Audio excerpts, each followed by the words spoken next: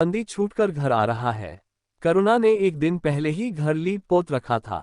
इन 3 वर्षों में उसने कठिन तपस्या करके जो 10 पाँच रुपए जमा कर रखे थे, वह सब पति के सत्कार और स्वागत की तैयारियों में खर्च कर दिए।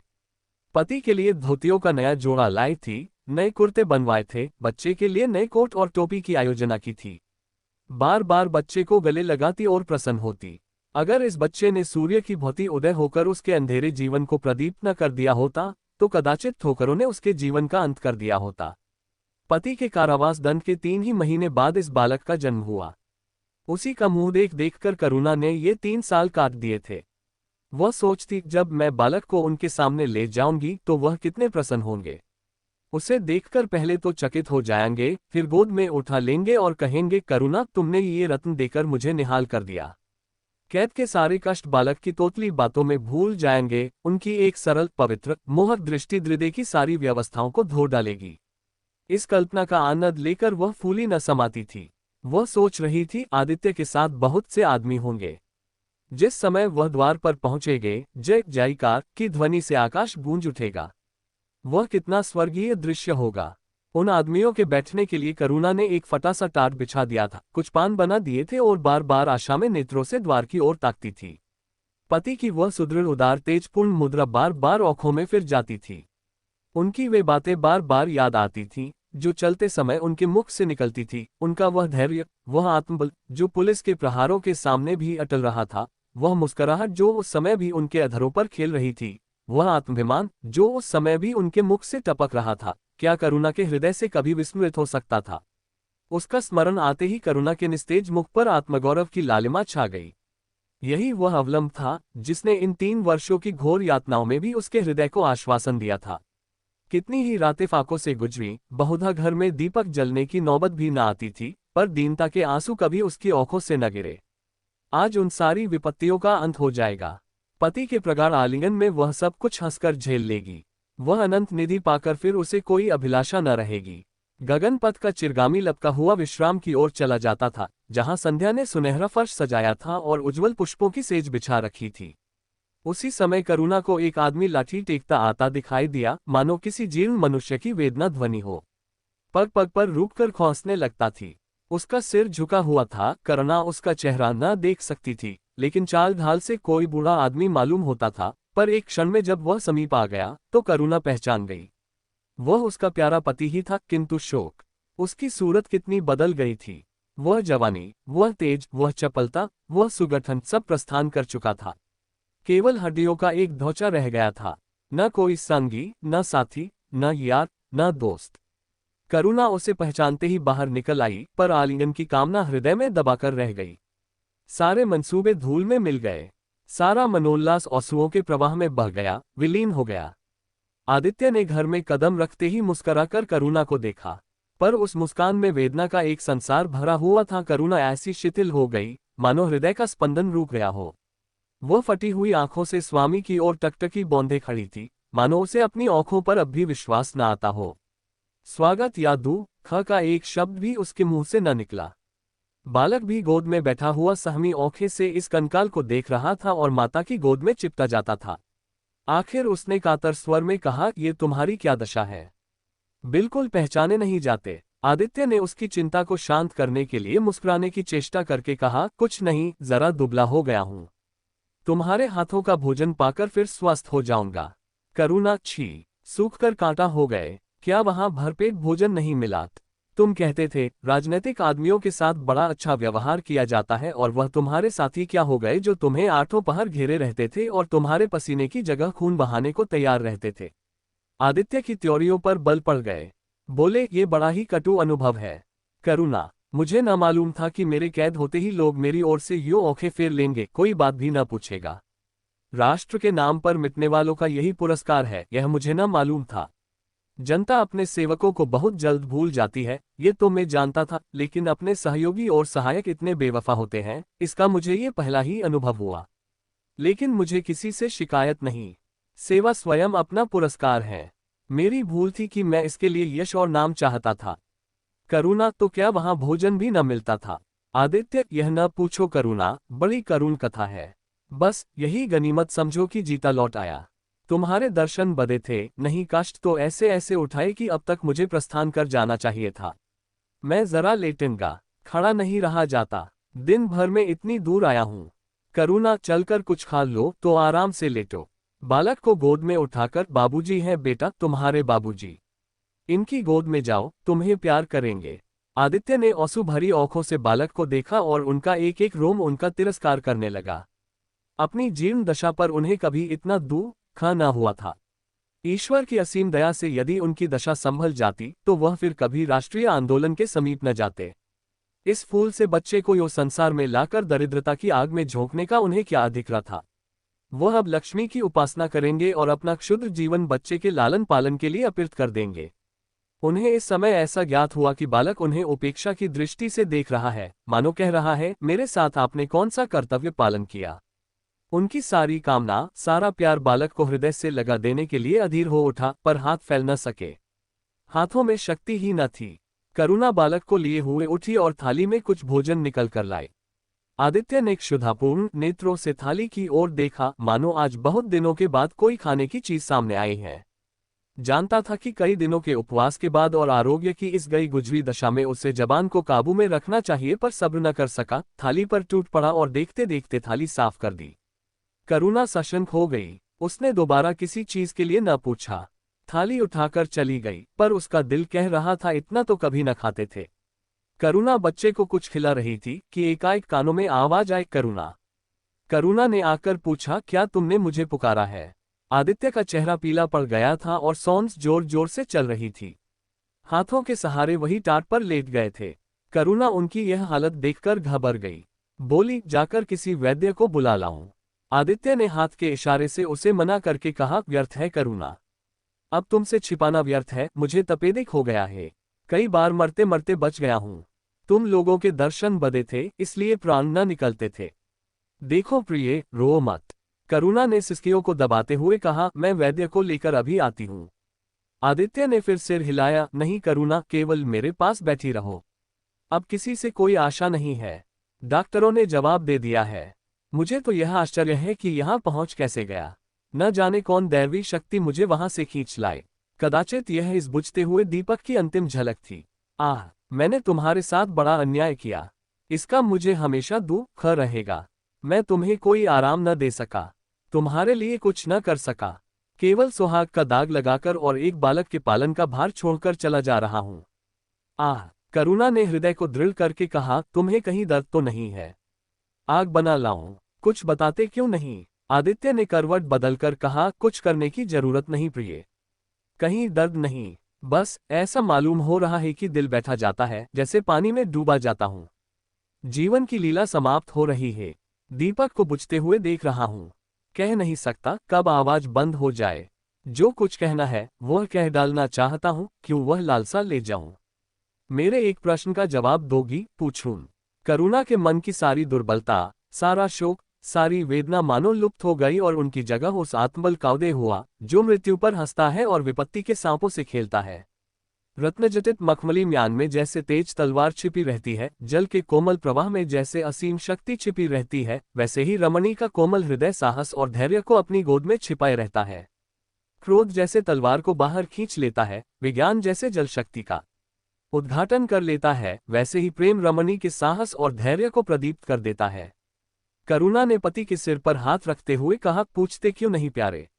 आदित्य ने करुणा के हाथों के कोमल स्पर्श का अनुभव करते हुए कहा, तुम्हारे विचार में मेरा जीवन कैसा था? बधाई के योग्य। देखो, तुमने मुझसे कभी पर्दा नहीं रखा। इस समय भी स्पष्ट कहना, तुम्हारे विचार में मुझे अपने जीवन पर हंसना चाहिए या रोना चाहिए? करुणा ने उल्लास के साथ कहा, ये प्रश्न क्यों करते हो प्रियतम? क्या मैंने तुम्हारी उपेक्षा कभी की है? तुम्हारा जीवन देवताओं का सा जीवन था, स्वार्थ, निर्लिप्त और आदर्श। विघ्न बाधाओं से तंग आकर मैंने तुम्हें कितनी ही बार संसार की ओर खींचने की चेष्टा की है, पर उस समय भी मैं मन में जानती थी कि मैं तुम्हें ऊंचे आसन से गिरा रही हूं।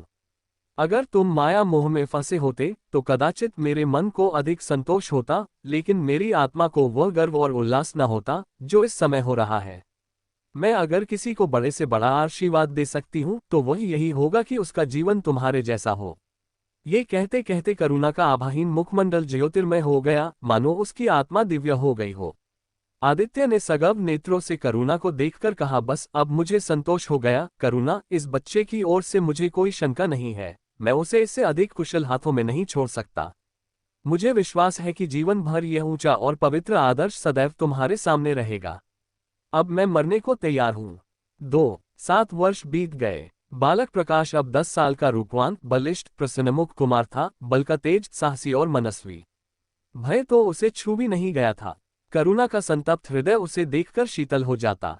संसार करुणा को अभागिनी और दीन समझे। वह कभी भाग्य का रोना नहीं रोती। उसने उन आभूषणों को बेच डाला जो पति के जीवन में उसे प्राणों से प्रिय थे, और उस धन से कुछ गाय और भैंसें मोल ले ली। वह कृषक की बेटी थी और गोपालन उसके लिए कोई नया व्यवसाय न था। इसी को उसने अपनी जीविका का साधन बनाया। विशुद्ध दूध कहाँ मयस्सर होता है, सब दूध हाथों हाथ बिक जाता। करुणा को पहर रात से पहर रात तक काम में लगा रहना पड़ता, पर वह प्रसन्न थी। उसके मुख पर निराशा या दीनता की छाया नहीं, संकल्प और साहस का तेज है। उसके एक एक अंग से आत्मगौरव की ज्योति सी निकल रही है। आंखों में एक दिव्य प्रकाश है, गंभीर, अथाह और असीम।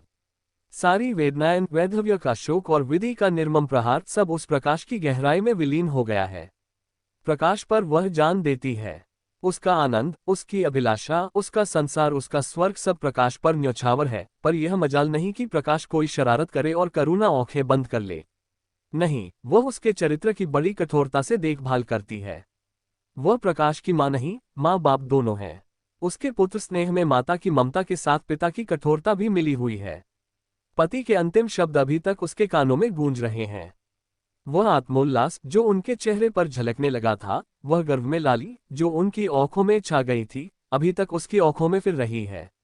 निरंतर पति चिंतन ने आदित्य को उसकी आंखों में प्रत्यक्ष कर दिया है। वह सदैव उनकी उपस्थिति का अनुभव किया करती है। उसे ऐसा जान पड़ता है कि आदित्य की आत्मा सदैव उसकी रक्षा करती रहती है। उसकी यही हार्दिक अभिलाषा है कि प्रकाश जवान होकर पिता का पथगामी हो।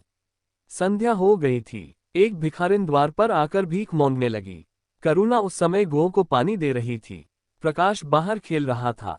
बालक ही तो ठहरा। शरारत सूझी। घर में गया और कटोरे में थोड़ा सा भूसा लेकर बाहर निकला। भिखारिन ने अपनी झेली फैला दी। प्रकाश ने भूसा उसकी झोली में डाल दिया और जोर जोर से तालियां बजाता हुआ भागा। भिखारिन ने अग्नि में नेत्रों से देखकर कहा, वाह रे लाडले, मुझसे हंसी करने चला है। यही माँ बाप ने सिखाया है। तब तो खूब कुल का नाम जगाओगे। करुणा उसकी बोली सुनकर बाहर निकल आई और पूछा, क्या है माता, किसे कह रही हो? भिखारिन ने प्रकाश की तरफ इशारा करके कहा, वह तुम्हारा लड़का है ना? देखो, कटोरे में भूसा भरकर मेरी झोली में डाल गया है। चुटकी भर आटा था, वह भी मिट्टी में मिल गया। कोई इस तरह दुखियों को सताता है। सबके दिन एक से नहीं रहते। आदमी को घमंड न करना चाहिए। करुणा ने कठोर स्वर में पुकारा, प्रकाश। प्रकाश लज्जित न हुआ। अभिमान से सिर उठाए हुए आया और बोला, वह हमारे घर भीख क्यों मांगने आई है? कुछ काम क्यों नहीं करती?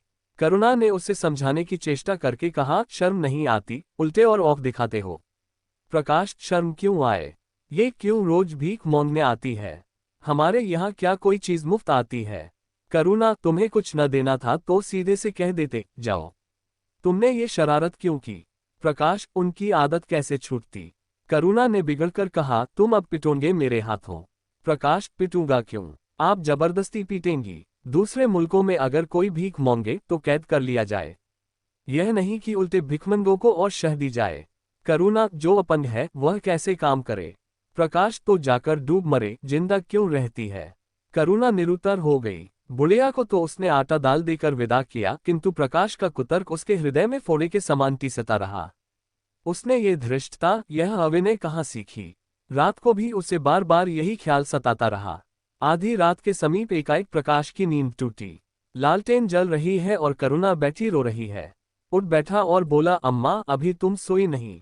करुणा ने मुंह फेरकर कहा, नींद नहीं आई। तुम कैसे जग गए? प्यास तो नहीं लगी है? प्रकाश, नहीं अम्मा, न जाने क्यों आँख खुल गई, मुझसे आज बड़ा अपराध हुआ अम्मा।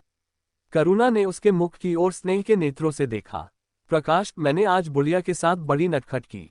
मुझे क्षमा करो, फिर कभी ऐसी शरारत न करूंगा। ये कहकर रोने लगा। करुणा ने स्नेहार्द्र होकर उसे गले लगा लिया और उसके कपोलों का चुंबन करके बोली, बेटा, मुझे खुश करने के लिए ये कह रहे हो या तुम्हारे मन में सचमुच पछतावा हो रहा है? प्रकाश ने सिसकते हुए कहा, नहीं अम्मा, मुझे दिल से अफसोस हो रहा है। अब की वह बुढ़िया आएगी तो मैं उसे बहुत से पैसे दूंगा। करुणा का हृदय मतवाला हो गया। ऐसा जान पड़ा आदित्य सामने खड़े बच्चे को आशीर्वाद दे रहे हैं और कह रहे हैं, करुणा, क्षोभ मत कर, प्रकाश अपने पिता का नाम रोशन करेगा। तेरी संपूर्ण कामना पूरी हो जाएंगी। 3 लेकिन प्रकाश के कर्म और वचन में मेल न था और दिनों के साथ उसके चरित्र का अंत प्रत्यक्ष होता जाता था। जहीन था ही, विश्वविद्यालय से उसे वजीफे मिलते थे, करुणा भी उसकी यथेष्ट सहायता करती थी, फिर भी उसका खर्च पूरा न पड़ता था। वह मितव्ययता और सरल जीवन पर विद्वत्ता से भरे हुए व्याख्यान दे सकता था, पर उसका रहन सहन फैशन के अंधभक्तों से जौभर घट करना था। प्रदर्शन की धुन उसे हमेशा सवार रहती थी। उसके मन और बुद्धि में निरंतर द्वंद्व होता रहता था। मन जाति की ओर था, बुद्धि अपनी ओर। बुद्धि मन को दबाए रहती थी। उसके सामने मन की एक न चलती थी। जाति सेवा ऊसर की खेती है, वहां बड़े से बड़ा उपहार जो मिल सकता है वह है गौरव और यश, पर वह भी स्थायी नहीं, इतना अस्थिर कि क्षण में जीवन भर की कमाई पर पानी फिर सकता है। अतएव उसका अंतःकरण अनिवार्य वेग के साथ विलासमय जीवन की ओर झुकता था। यहां तक कि धीरे धीरे उसे त्याग और निग्रह से घृणा होने लगी। वह दुरवस्था और दरिद्रता को यह समझता था। उसके हृदय न था, भाव न थे, केवल मस्तिष्क था। मस्तिष्क में दर्द कहाँ, वहां तो तर्क है, मंसूबे हैं। सिंध में बाढ़ आए, हजारों आदमी तबाह हो गए। विद्यालय ने वहां एक सेवा समिति भेजी। प्रकाश के मन में द्वंद्व होने लगा, जाऊं या न जाऊं। इतने दिनों अगर वह परीक्षा की तैयारी करे तो प्रथम श्रेणी में पास हो। चलते समय उसने बीमारी का बहाना कर दिया। करुणा ने लिखा, तुम सिंध न गए, इसका मुझे दुख है। तुम बीमार रहते हुए भी वहां जा सकते थे। समिति में चिकित्सक भी तो थे। प्रकाश ने पत्र का उत्तर न दिया। उड़ीसा में अकाल पड़ा, प्रजा मक्खियों की तरह मरने लगी। कांग्रेस ने पीड़ितों के लिए एक मिशन तैयार किया। उन्हीं दिनों विद्यालयों ने इतिहास के छात्रों को ऐतिहासिक खोज के लिए लंका भेजने का निश्चय किया। करुणा ने प्रकाश को लिखा, तुम उड़ीसा जाओ। किंतु प्रकाश लंका जाने को लालायित था। वह कई दिन इसी दुविधा में रहा। अंत को सीलोन ने उड़ीसा पर विजय पाई। करुणा ने अब की उसे कुछ न लिखा, चुपचाप रोती रही। सीलोन से लौटकर प्रकाश छुट्टियों में घर गया। करुणा उससे खींची खींची रही। प्रकाश मन में लज्जित हुआ और संकल्प किया कि अब की कोई अवसर आया तो अम्मा को अवश्य प्रसन्न करूंगा। ये निश्चय करके वह विद्यालय लौटा। लेकिन यहाँ आते ही फिर परीक्षा की फिक्र सवार हो गई। यहाँ तक कि परीक्षा के दिन आ गए, मगर इम्तिहान से फुर्सत पाकर भी प्रकाश घर न गया। विद्यालय के एक अध्यापक कश्मीर सैर करने जा रहे थे। प्रकाश उन्हीं के साथ कश्मीर चल खड़ा हुआ। जब परीक्षा फल निकला और प्रकाश प्रथम आया, तब उसे घर की याद आई। उसने तुरंत करुणा को पत्र लिखा और अपने आने की सूचना दी। माता को प्रसन्न करने के लिए उसने 2-4 शब्द जाति सेवा के विषय में भी लिखे। अब मैं आपकी आज्ञा का पालन करने को तैयार हूँ। मैंने शिक्षा संबंधी कार्य करने का निश्चय किया है, इसी विचार से मैंने वह विशिष्ट स्थान प्राप्त किया है। हमारे नेता भी तो विद्यालयों के आचार्यों ही का सम्मान करते हैं। अभी वह इन उपाधियों के मोह से वे मुक्त नहीं हुए हैं। हमारे नेता भी योग्यता, सदुत्साह, लगन का उतना सम्मान नहीं करते जितना उपाधियों का। अब मेरी इज्जत करेंगे और जिम्मेदारी को काम सौंपेंगे जो पहले मौके भी न मिलता। करुणा की आस फिर बढ़ी। 4 विद्यालय खुलते ही प्रकाश के नाम रजिस्ट्रार का पत्र पहुंचा। उन्होंने प्रकाश का इंग्लैंड जाकर विद्याभ्यास करने के लिए सरकारी वजीफे की मंजूरी की सूचना दी थी। प्रकाश पत्र हाथ में लिए हर्ष के उन्माद में जाकर मां से बोला, अम्मा, मुझे इंग्लैंड जाकर पढ़ने के लिए सरकारी वजीफा मिल गया। करुणा ने उदासीन भाव से पूछा, तो तुम्हारा क्या इरादा है? प्रकाश, मेरा इरादा, ऐसा अवसर पाकर भला कौन छोड़ता है। करुणा, तुम तो स्वयंसेवकों में भर्ती होने जा रहे थे। प्रकाश, तो आप समझती हैं, स्वयंसेवक बन जाना ही जाति सेवा है। मैं इंग्लैंड से आकर भी तो सेवा कार्य कर सकता हूं। और अम्मा, सच पूछो तो एक मजिस्ट्रेट अपने देश का जितना उपकार कर सकता है उतना 1000 स्वयंसेवक मिलकर भी नहीं कर सकते। मैं तो सिविल सर्विस की परीक्षा में बैठूंगा और मुझे विश्वास है कि सफल हो जाऊंगा। करुणा ने चकित होकर पूछा, तो क्या तुम मजिस्ट्रेट हो जाओगे? प्रकाश, सेवा भाव रखने वाला एक मजिस्ट्रेट कांग्रेस के 1000 सभापतियों से ज्यादा उपकार कर सकता है। अखबारों में उसकी लंबी लंबी तारीफें न छपेंगी, उसकी वक्तृताओं पर तालियां न बजेंगी, जनता उसके जुलूस की गाड़ी न खींचेगी और न विद्यालयों के छात्र उसको अभिनंदन पत्र देंगे, पर सच्ची सेवा मजिस्ट्रेट ही कर सकता है। करुणा ने आपत्ति के भाव से कहा, लेकिन यही मजिस्ट्रेट तो जाति के सेवकों को सजाएं देते हैं, उन पर गोलियां चलाते हैं। प्रकाश, अगर मजिस्ट्रेट के हृदय में परोपकार का भाव है तो वह नरमी से वही काम करता है जो दूसरे गोलियां चलाकर भी नहीं कर सकते। करुणा, मैं यह नहीं मानूंगी। सरकार अपने नौकरों को इतनी स्वाधीनता नहीं देती। वह एक नीति बना देती है और हर एक सरकारी नौकर को उसका पालन करना पड़ता है। सरकार की पहली नीति यह है कि वह दिन दिन अधिक संगठित और दृढ़ हो। इसके लिए स्वाधीनता के भावों का दमन करना जरूरी है। अगर कोई मजिस्ट्रेट इस नीति के विरुद्ध काम करता है तो वह मजिस्ट्रेट न रहेगा। वह हिंदुस्तानी था जिसने तुम्हारे बाबूजी को जरा सी बात पर 3 साल की सजा दे दी। इसी सजा ने उनके प्राण लिए। बेटा, मेरी इतनी बात मानो। सरकारी पदों पर न गिरो। मुझे यह मंजूर है कि तुम मोटा खाकर और मोटा पहनकर देश की कुछ सेवा करो, इसके बदले कि तुम हाकिम बन जाओ और शान से जीवन बिताओ। ये समझ लो कि जिस दिन तुम हाकिम की कुर्सी पर बैठोगे उस दिन से तुम्हारा दिमाग हाकिमों का सा हो जाएगा। तुम यही चाहेगे कि अफसरों में तुम्हारी नेकनामी और तरक्की हो। एक गंवारू मिसाल लो। लड़की जब तक मैके में कुंवारी रहती है वह अपने को उसी घर की समझती है, लेकिन जिस दिन ससुराल चली जाती है वह अपने घर को दूसरों का घर समझने लगती है। माँ बाप भाई बंद सब वही रहते हैं, लेकिन वह घर अपना नहीं रहता। यही दुनिया का दस्तूर है। प्रकाश ने खींचकर कहा, तो क्या आप यही चाहती हैं कि मैं जिंदगी भर चारों तरफ ठोकरें खाता फिरूं? करुणा कठोर नेत्रों से देखकर बोली, अगर ठोकर खाकर आत्मा स्वाधीन रह सकती है तो मैं कहूंगी ठोकर खाना अच्छा है। प्रकाश ने निश्चयात्मक भाव से पूछा, तो आपकी यही इच्छा है? करुणा ने उसी स्वर में उत्तर दिया, हाँ, मेरी यही इच्छा है। प्रकाश ने कुछ जवाब न दिया, उठकर बाहर चला गया और तुरंत रजिस्ट्रार को इनकारी पत्र लिख भेजा, मगर उसी क्षण से मानो उसके सिर पर विपत्ति ने आसन जमा लिया। विरक्त और विमन अपने कमरे में पड़ा रहता, न कहीं घूमने जाता, न किसी से मिलता। मुंह लटकाए भीतर आता और फिर बाहर चला जाता। यहाँ तक महीना गुजर गया। न चेहरे पर वह लाली रही, न वह उस औखे अनाथों के मुख की भांति याचना से भरी हुई। ओठ हंसना भूल गए, मानो उन इनकारी पत्र के साथ उसकी सारी सजीवता और चपलता, सारी सरलता विदा हो गई। करुणा उसके मनोभाव समझती थी और उसके शोक को भुलाने की चेष्टा करती थी, पर रूठे देवता प्रसन्न न होते थे।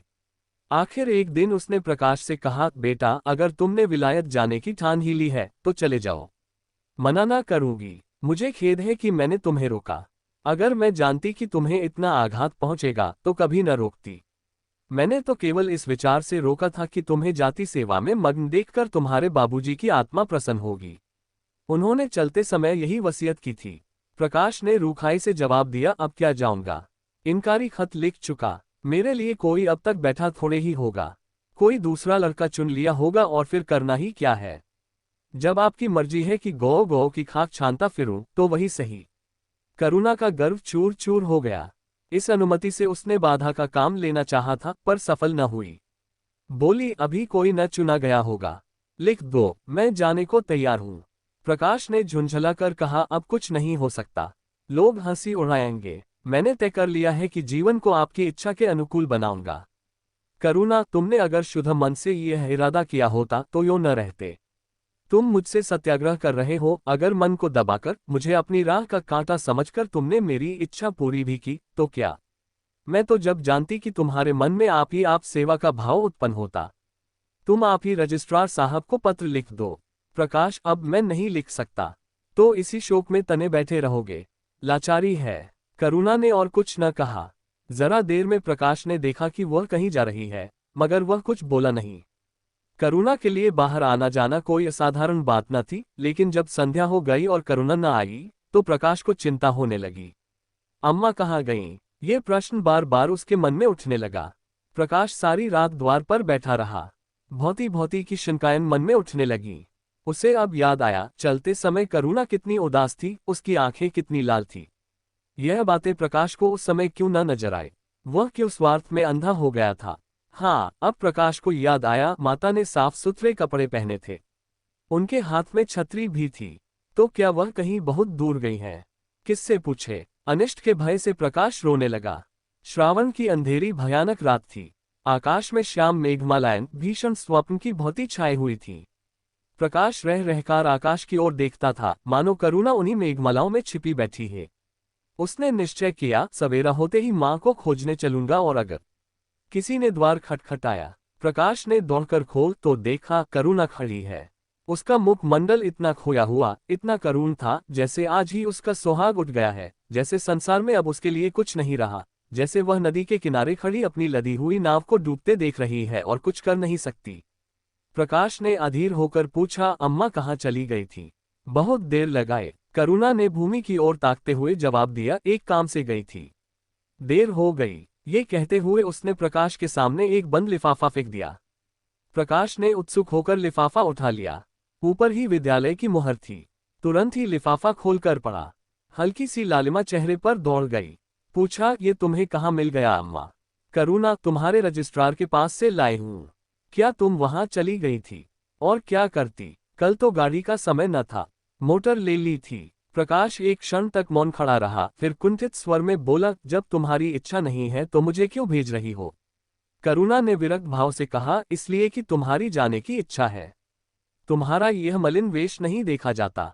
अपने जीवन के 20 वर्ष तुम्हारी हितकामना पर अर्पित कर दिए, अब तुम्हारी महत्वाकांक्षा की हत्या नहीं कर सकती। तुम्हारी यात्रा सफल हो, यही हमारी हार्दिक अभिलाषा है। करुणा का कंठ रूंध गया और कुछ न कह सकी। 5 प्रकाश उसी दिन से यात्रा की तैयारियां करने लगा। करुणा के पास जो कुछ था वह सब खर्च हो गया।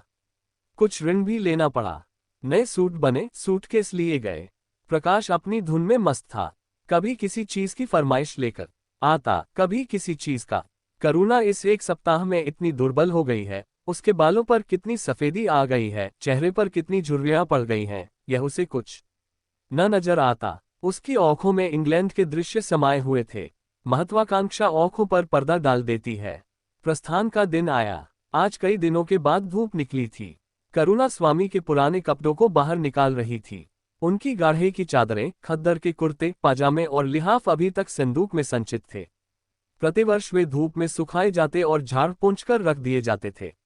करुणा ने आज फिर उन कपड़ों को निकाला, मगर सुखाकर रखने के लिए नहीं, गरीबों में बांट देने के लिए। वह आज पति से नाराज है। वह लुटिया, डोर और घड़ी, जो आदित्य की चिरसंगिनी थी और जिनकी 20 वर्ष से करुणा ने उपासना की थी, आज निकालकर आंगन में फेंक दी गई। वह झोली जो बरसों आदित्य के कंधों पर आरूढ़ रह चुकी थी, अब कूड़े में डाल दी गई। वह चित्र जिसके सामने 20 वर्ष से करुणा सिर झुकाती थी, आज वही निर्दयता से भूमि पर डाल दिया गया। पति का कोई स्मृति चिन्ह वह अब अपने घर में नहीं रखना चाहती। उसका अंतःकरण शोक और निराशा से विदीर्ण हो गया है, और पति के सिवा वह किस पर क्रोध उतारे? कौन उसका अपना है? वह किससे अपनी व्यथा कहे, किसे अपनी छाती चीर कर दिखाए? वह होते तो क्या आप प्रकाश दास्ता की जंजीर गले में डालकर फूला न समाता? उसे कौन समझाए कि आदित्य भी इस अवसर पर पछताने के सिवा और कुछ न कर सकते। प्रकाश के मित्रों ने आज उसे विदाई का भोज दिया था। वहां से वह संध्या समय कई मित्रों के साथ मोटर पर लौटा।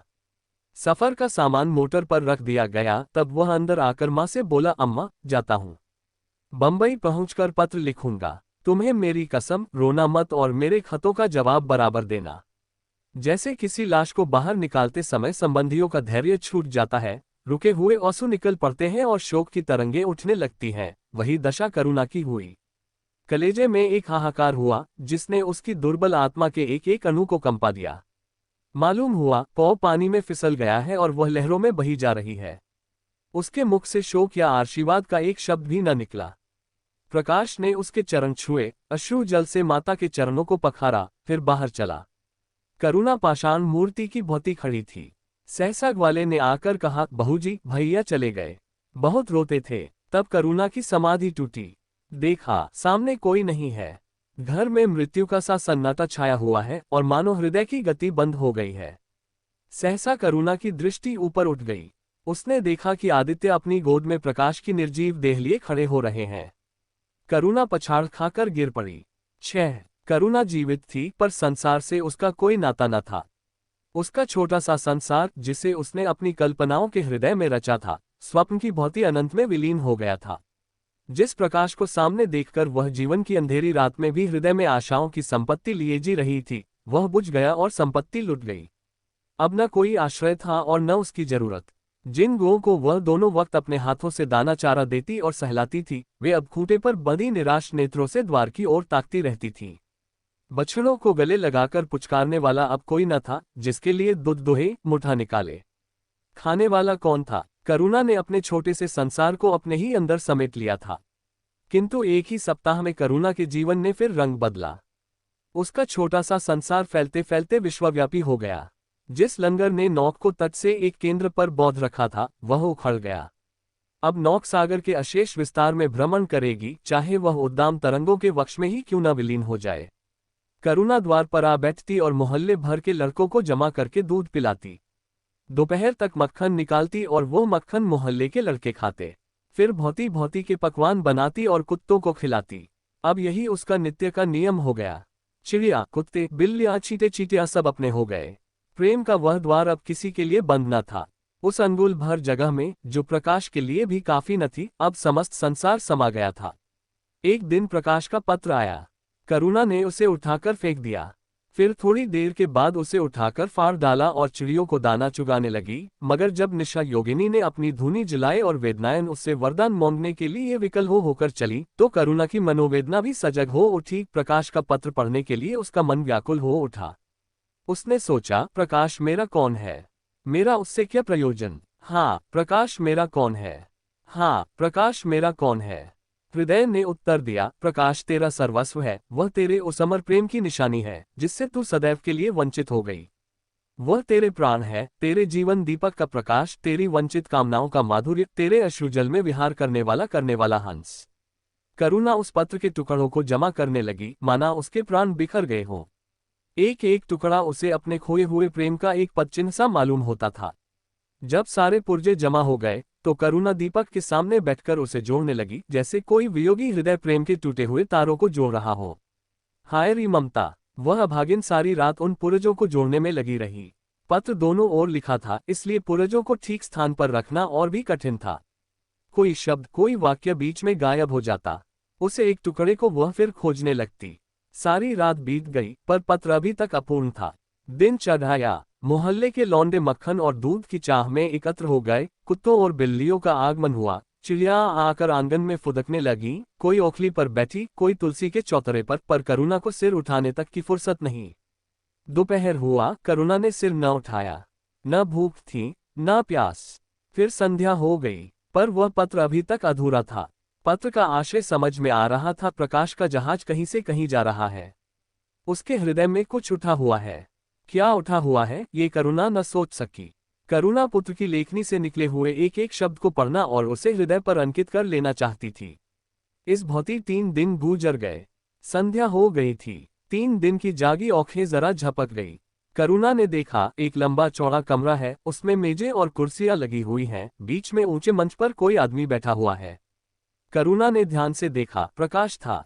एक क्षण में एक कैदी उसके सामने लाया गया। उसके हाथ पांव में जंजीर थी, कमर झुकी हुई। यह आदित्य थे। करुणा की आंखें खुल गई, आंसू बहने लगे। उसने पत्र के टुकड़ों को फिर समेट लिया और उसे जलाकर राख कर डाला। राख की एक चुटकी के सिवा वहां कुछ न रहा, जो उसके हृदय में विदीर्ण किए डालती थी। इसी एक चुटकी राख में उसका गुड़ियों वाला बचपन, उसका संतप्त यौवन और उसका तृष्णा में वैधव्य सब समा गया। प्रातःकाल लोगों ने देखा, पक्षी पिंजरे में उड़ चुका था। आदित्य का चित्र अब भी उसके शून्य हृदय से चिपटा हुआ था।